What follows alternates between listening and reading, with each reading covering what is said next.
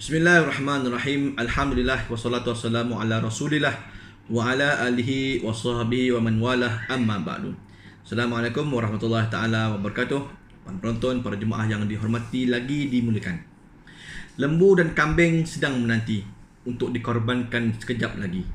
Sucikan diri, ikhlaskan hati. Semoga korban diterima ilahi. Bulan Zulhijjah, bulan mulia, disambut dengan hati gembira. 10 Zulhijjah bakal menjelma, ucapan dikirim, maaf dipinta. Ni kurang lebih lah pantun kan di awal-awal pembukaan video. Okey, baik. Hari ini saya nak membicarakan berkaitan dengan kelebihan bulan Zulhijjah. Kan, Zulhijjah. Terkenal bulan Zulhijjah ini dengan bulan haji. Sebab inilah masanya jemaah-jemaah berangkat ke tanah suci untuk melaksanakan ibadah haji. Bukan bulan ini pun, awal-awal lagi sebelum ni pun dah memang berangkat. Namun begitu, apakan daya, COVID masih lagi berbahaya, masing-masing sedang berjaga-jaga. Jadi, tahun ini, tahun 2021, tidak ada lagi ibadah haji buat kita rakyat Malaysia. Menjadikan 2 tahun berturut-turut, tidak ada haji. Jadi, kita mendoakan, ya Allah, mudah-mudahan tahun depan diberikan kesempatan untuk kita semua menunaikan ibadah haji yang mulia ini. Amin. Amin ya rabbal alamin. Baik. Bagi menguatkan persoalan berkaitan dengan pahala amalan dalam 10 pertama Zulhijjah ini, kita menyusuri. Ya. Yang pertama sekali, Nabi SAW bersabda yang bermaksud sebaik-baik hari di dunia adalah 10 hari itu. Riwayat Al-Bazzar. Hari itu merujuk kepada 10 hari yang terawal di awal bulan Zulhijjah. Antara amalan yang amat digalakkan sepanjang 10 awal Zulhijjah ini adalah yang pertama sekali berzikir. Ya, subhanallah, walhamdulillah, wala ilaha illallah, wallahu akbar. Ya, itu zikir yang kita sentiasa mesti laungkan supaya tanda kita connection dengan Tuhan tak putus. Kan? Subhanallah bihamdihi, subhanallahil azim. Macam-macam bentuk zikir kita boleh amalkan. Ya, subhanallah bihamdih, adada khalqih, wa ridha nafsih, wa zinata arsyih, wa midada kalimatih. Macam-macam zikir tuan-tuan boleh amalkan yang mampu. Daripada duduk merenung nasib, bila PKP nak berhabis kan, nak merenung nasib bila PKPD nak dihabiskan ni kan, bila nak boleh jalan-jalan, bila nak kembali macam dulu, merenung nasib sudah manjang aja. Baiklah kita sama-sama berzikir kepada Allah. Allah Ta'ala yang menurunkan bala ujian kepada manusia. Allah Ta'ala jugalah yang boleh mengangkatnya. Tak payah kita berkeluh kesah, banyakkan berzikir. Ini dijelaskan menerusi firman Allah Subhanahu Wa Ta'ala yang bermaksud supaya mereka menyaksikan berbagai perkara yang mendatangkan faedah kepada mereka, serta memperingati dan menyebut nama Allah pada hari-hari tertentu. Surah Al-Hajj ayat yang ke-28. Ibnu Abbas radhiyallahu anhu menafsirkan hari-hari tertentu itu sebagai 10 hari awal pada bulan Zulhijjah, dan inilah pendapat yang disepakati oleh para ulama. So majoriti ulama mengatakan bahawa inilah dia hari yang terbaik, iaitu 10 hari. Jadi jangan kita lepaskan peluang ini. Amalan yang kedua yang boleh kita katakan, yang boleh kita sarankan adalah berpuasa. Umat Islam yang tidak menunaikan fardu haji digalakkan berpuasa pada 1 hingga 9 Zulhijjah, iaitu tarikh 9 Zulhijjah itu ialah pada hari Arafah, adalah hari yang terbaik untuk kita berpuasa. Jadi 9 Zulhijjah, sedaya upaya jangan tinggal, dan juga 1 sampai 8 cuba buat jugalah puasa. Tapi 9 sebagai hari Arafah itu paling banyak sekali, di mana Allah Ta'ala membebaskan hamba-Nya daripada api neraka, seperti mana sabda Nabi SAW tentang kelebihan hari Arafah. Tiada hari yang lebih banyak Allah membebaskan hamba-Nya lebih daripada hari Arafah. Itu sabda Nabi SAW, hadis sahih riwayat Imam Muslim. Jadi hari yang terbaik seperti 9 Zulhijjah jangan kita tinggalkan. Kok mana pun sejaya upaya kita cuba berpuasa pada 9 Zulhijjah. Bahkan kita latih dulu nak berjumpa dengan hari yang terbaik untuk berpuasa. 1 sampai 8 praktis dulu kan untuk kita berpuasa. Kita pun baru saja kan 2-3 bulan lepas menghadapi Ramadan, insya-Allah masih lagi kuat untuk kita menghadapi puasa apa semua. Kepada anda yang memang suka berpuasa, inilah masanya untuk kita menjalankan ibadah puasa. Ya, baik, Nabi SAW juga apabila ditanya tentang kelebihan berpuasa pada hari Arafah ini menjawab, ia menghapuskan dosa yang lalu, tahun yang lalu dan juga 1 tahun yang kemudiannya. Mana nak dapat tuan-tuan, kan?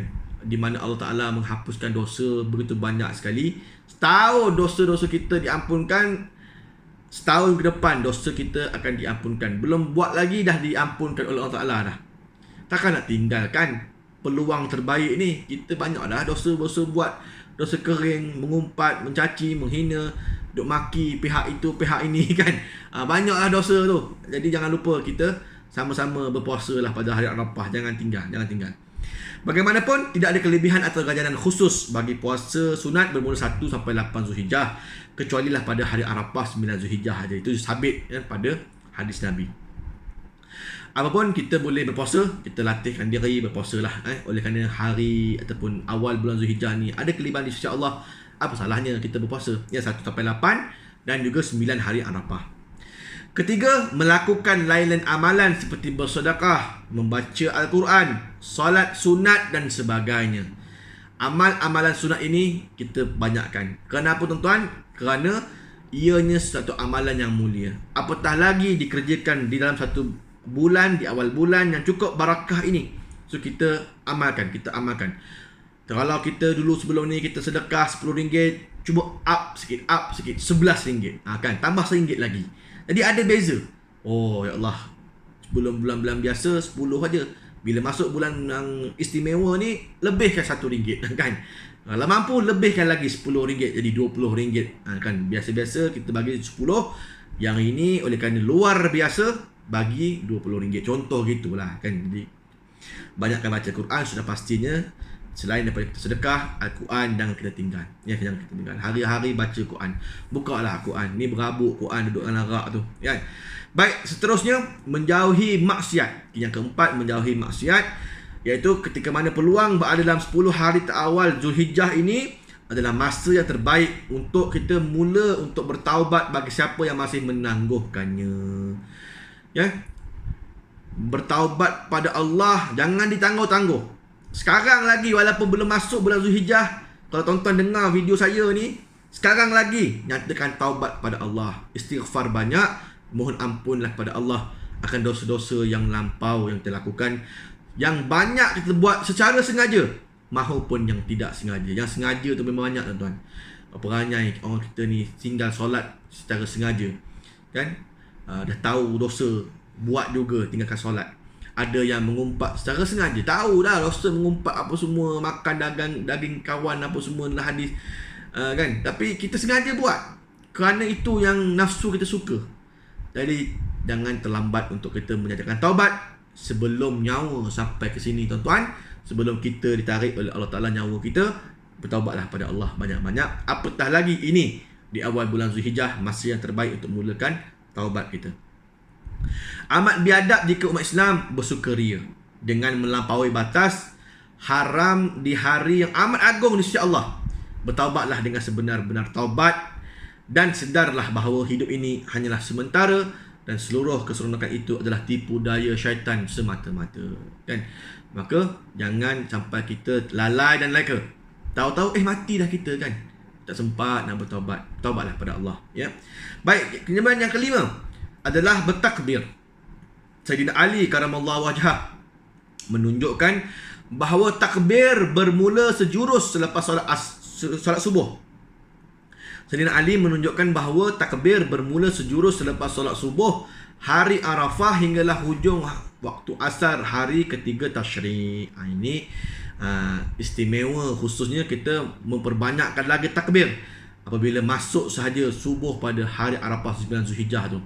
Kejap lagi tengah hari 9 Zulhijjah nak Arafah. Lepas zuhur, subuh tu bermulalah kita bertakbir pada Allah banyak-banyak. Kan takbir kan. Bukan nak tunggu raya baru nak takbir kan. Tak perlulah kita alun-alun pun. Kita takbir macam biasa. Ya Allahu Akbar, Allahu Akbar, Allahu Akbar, la ilaha illallah wallahu akbar, Allahu Akbar walillahil hamd. Kita boleh takbir. Sampailah hari yang terakhir, hujung waktu asar pada hari ketiga tasyrik, iaitu pada 13 hari bulan Zulhijjah. Asar itu hari yang terakhir lah, ya. Bukan hari terakhir untuk kita bertakbir. Takbirlah bila-bila pun. Cuma ini tempoh masa gandakan. Tempoh takbir kita itu banyak-banyak, bermula subuh 9 Zulhijjah sampailah asar 13 Zulhijjah. Yang terakhir sekali adalah ibadah kurban. Firman Allah Subhanahu wa taala, dan bagi setiap umat telah kami syariatkan penyembelihan kurban, agar mereka menyebut nama Allah. Rezeki yang dikurniakan Allah kepada mereka berupa haiwan ternak. Al-Hajj ayat yang ke-34. Antara dalil Al-Quran dan hadis yang menyebut tentang kelebihan 10 Zulhijjah, antaranya firman Allah Subhanahu wa taala, demi fajar dan malam 10, dan surah Al-Fajr ayat 1 sampai 2. Jadi ini adalah salah satu daripada contoh dalil apa yang perlu kita perbanyakkan ketika mana dalam bulan Zulhijjah ini, iaitu firman Allah tadi dalam surah Al-Fajr ayat 1 sampai 2, demi fajar dan malam yang 10. Ini merujuk kepada 10 awal pada bulan Zulhijjah ini, 10 hari awal pada bulan Zulhijjah. Dan menurut Ibnu Katsir, yang dimasukkan di sini ialah 10 malam yang pertama bulan Zulhijjah. Demikian juga tafsiran Ibnu Abbas, Ibnu Az-Zubair, Mujahid dan lain-lainnya, ya. Daripada Ibnu Umar radhiyallahu anhu, Rasulullah SAW bersabda yang bermaksud, tidak ada hari yang lebih besar di sisi Allah dan beramal padanya lebih dikasihi Allah dari hari-hari yang 10 ini. Maka perbanyakkanlah padanya bertahlil, bertakbir dan juga bertahmid. Ya, hadis riwayat Imam Ahmad. Menurut Al-Hafiz Ibnu Hajar, yang jelasnya di antara sebab keistimewaan 10 hari Zulhijjah ialah terhimpun di dalamnya beberapa ibadat yang besar, iaitu solat, puasa, sedekah, ibadah haji dan sebagainya, ibadah korban. Pada waktu lain, ibadat-ibadat ini tidak pernah terhimpun sebegitu, kan? Waktu lain tak ada. Tapi inilah bulan Zulhijjah terhimpunnya korban, haji, kemudian padanya hari Arafah, solat, puasa yang dituntut, sedekah perlu diperbanyakkan dan sebagainya. Dan jadi tuan-tuan jangan lupa untuk menyertai ibadah korban pada tahun ni. Pada siapa yang belum, kan boleh hubungi segera, kan, untuk menyertai ibadah korban. Saya tinggalkan nama saya, nombor telefon di bawah, ruangan di bawah, untuk rujukan siapa yang nak berkorban. Ada masa lagi untuk kita menyertai ibadah korban. Jangan kita tidak mengikuti ibadah yang disebut sebagai sunat muakkad. Amat digalakkan dalam Islam ini, ya. Bagi siapa yang mampu tapi tidak berkorban, bahkan dia akan dijauhkan akan keberkatan dalam kehidupannya, ya. Dan mana individu yang berkorban, sesungguhnya binatang korban tadi akan datang pada hari akhirat dengan bulu, rambut, tanduk dan sebagainya, akan menjadi tunggangan dia menuju kepada mahsyar. Jadi ini banyaklah kita dengar ulahan-ulahan tentang korban apa semua. Dan kepada tuan-tuan yang nak tengok berkaitan, faham lagi berkaitan dengan ibadah korban di sisi Imam Syafi'i, juga saya tinggalkan link description di bawah. Tuan-tuan boleh klik dan juga tengok, ada 8 episod keseluruhannya. Baik. Kemudian daripada Hunaidah bin Khalid, daripada sebilangan isteri Nabi SAW berkata, Nabi SAW berpuasa pada hari 9 Zulhijjah, pada hari Ashura, 10 Muharram dan 3 hari pada setiap bulan. Hadis riwayat Imam Ahmad dan Abu Daud. Kelebihan hari raya Aidil Adha ataupun Yaumun Nahar pada 10 Zulhijjah, kebanyakan orang Islam telah lupa akan kelebihan hari ini, kebesaran dan kelebihan perhimpunan umat Islam yang begitu ramai dari seluruh pelosok dunia, kan? Maka inilah dia bulan yang amat banyak sekali dikumpulkan pahala ibadah apa semua.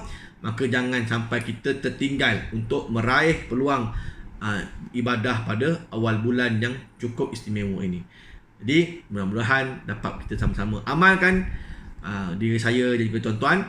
Mudah-mudahan tuan-tuan terima segala amalan ibadah korban yang kita lakukan, semuanya untuk Allah Subhanahu Wa Taala. Mudah-mudahan Allah mengampunkan dosa-dosa kita yang sekarang, dahulu, yang kini dan juga yang selamanya, insya-Allah. Aku qouli hadza wa astaghfirullahalazim li wa lakum. Assalamualaikum warahmatullahi taala wabarakatuh. Wallahu a'lam.